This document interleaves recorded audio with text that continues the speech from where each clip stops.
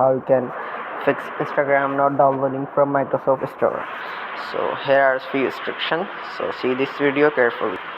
First of all, run the Windows Store apps troubleshooter. Kindly run the Windows Store apps troubleshooter. To run it, follow the steps below. First, click Start on the search bar, type troubleshooting and click on troubleshooting from the results. And after this, on the left pane, click View All and click Windows Store Apps. Method 2. Clear Windows Store App Cache. We suggest that you manually reset the Windows Store App Cache and then try to download the Instagram app again. To manually reset, follow the steps. Click Start on the search bar, type CMD and right click CMD from the results.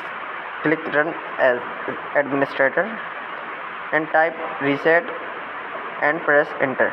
Let us know how it goes for us to assess your